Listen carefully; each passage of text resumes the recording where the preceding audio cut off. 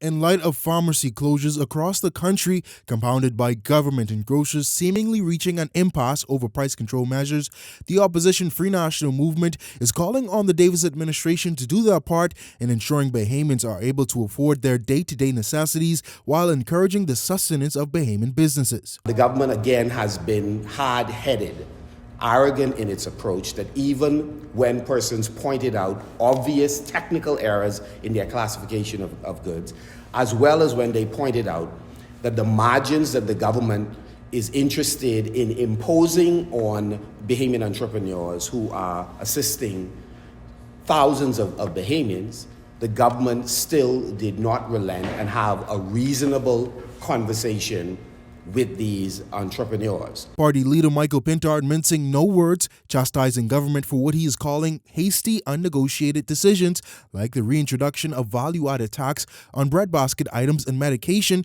which he fears they may not reverse for political reasons. Remember, they did not do that considering what the impact would be globally in terms of our economy in giving away that amount of revenue, whether or not the net benefit would be that it helped all Bahamians. No study was conducted. Government's decision to introduce price control measures stems from the rising cost of living in the Bahamas, a cost exacerbated by inflation, shipping challenges, and increasing fuel costs. The policies were announced by Prime Minister Davis in his national address last month, but FNM Chairman Dr. Dwayne Sands fears it may have all been politics. Unfortunately, what we are watching is a government that acts without advice, without consultation, and then when things hit the fan, then they scramble for cover.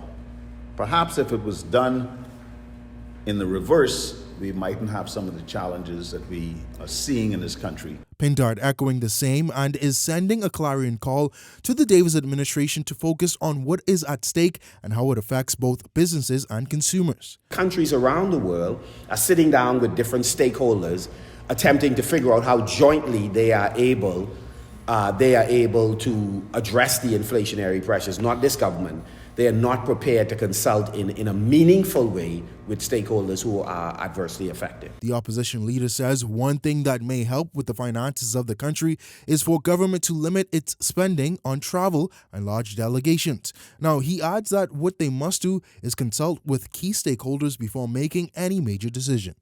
Devontae Hanna, Eyewitness News.